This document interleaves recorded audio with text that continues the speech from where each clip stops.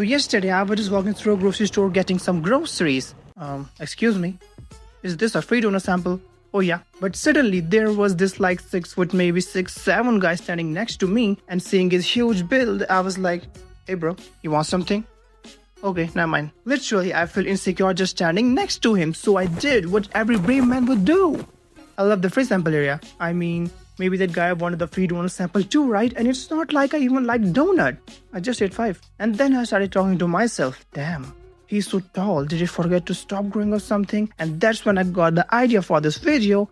What if human never stop growing? So yeah, let's read biology. So imagine one day your body just forgets to stop growing. At first you probably think it's awesome. You are taller, stronger, and can finally reach the top shelf without climbing the kitchen counter like a raccoon. Hi! But almost immediately, doctors started using phrases like, extremely concerning. He is jealous of me. Normally, your body has a little biological stop switches during your puberty, but if those fail, your growth plates called epiphyseal plate refuse to close and your body start pumping out growth hormone like crazy. If this happened before puberty, you get pituitary gigantism, which sounds like a fantasy superpower but is actually caused by a tumor in your pituitary gland. You could grow up to 6 inches a year, which sounds fun until the tumor expands enough to crush your optic nerves and slowly delete your peripheral vision. So now you are getting taller while simultaneously losing the ability to see things. Now after puberty, things somehow become even more cursed. Your bones can't grow longer anymore, so instead your skeleton thickens outward while your soft tissue swell up, your jaw pushes forward, your hands enlarge, your voice deepens, and your tongue grows so huge that you can literally stop breathing in your sleep. Imagine explaining that to a doctor. So what happened?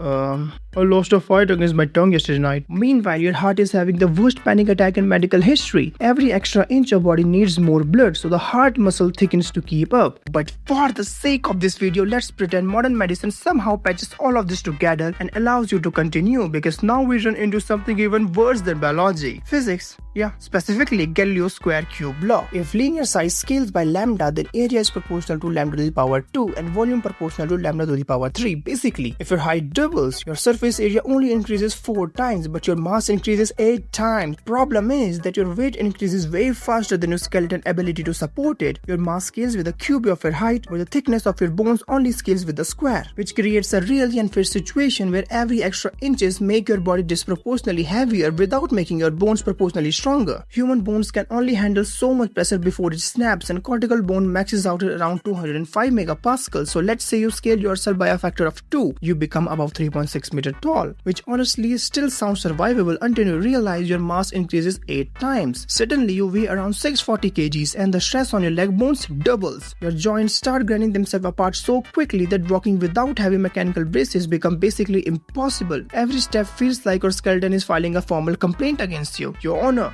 this man has committed crime against my cartilage. I want a divorce. But you know what? Today I'm being very generous, so let's say we completely cheat and give you indestructible bones, because apparently physics already wasn't suffering enough. Congratulations, you can now stand without your leg detonating. But unfortunately, your next opponent is fluid mechanics, which actually sounds way less scary until you realize it controls literally every drop of blood inside your body. I don't know why is every science law in this video trying to kill me.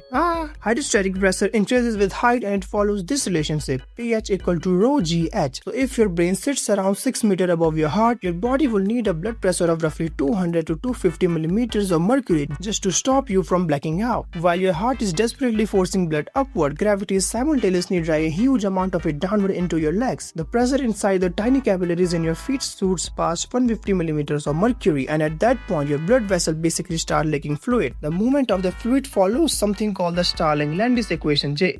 Now, I'm not saying all that, that's a tongue twister. Now, your legs swell massively, your skin stretches tight, and eventually your lower body starts turning into a gigantic waterlogged sponge held together mostly by connective tissue and denial. So after learning all this, I suddenly feel way less insecure about the tall guy from the grocery store. Maybe.